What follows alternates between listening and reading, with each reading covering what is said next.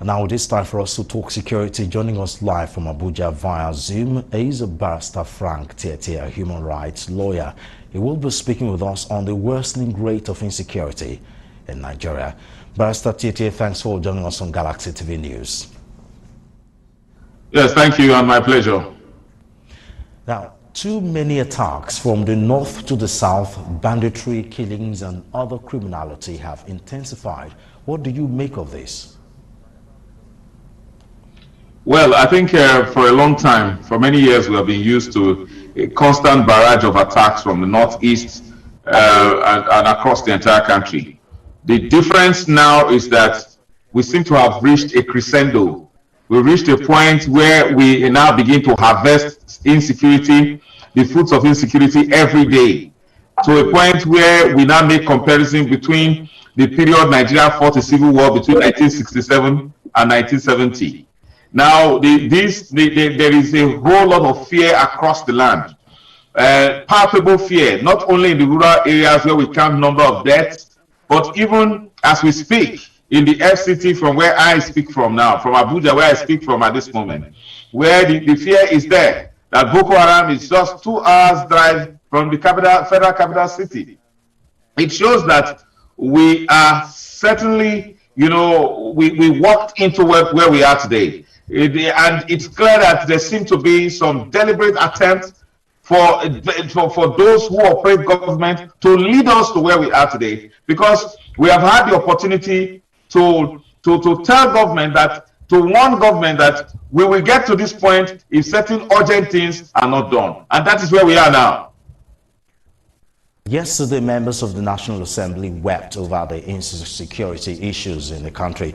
Do you think they have anything to offer politically that will tackle the situation?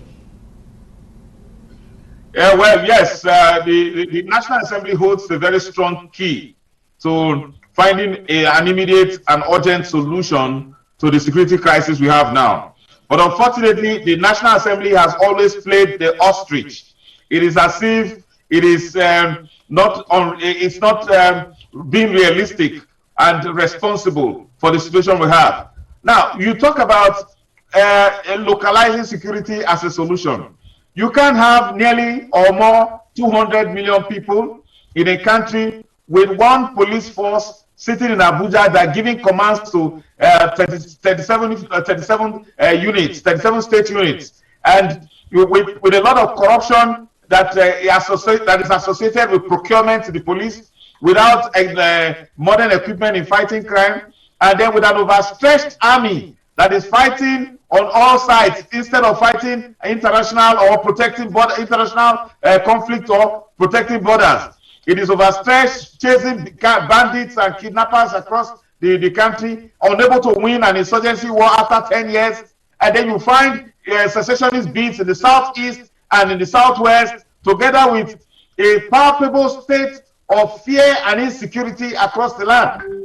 You wonder what the National Assembly is doing. A country where the current president ran on the platform of the APC, which promised immediately state police. You would have expected that by now we'll be talking about local government controlled police, not a situation where people will go to elections, elect a man as their governor, and then the man is unable to make any arrangement to protect them, provide security for the people that voted him to power. And the man becomes so helpless as a governor, and then he resorts to crying the way Governor Samuel Oton is so helpless and cries from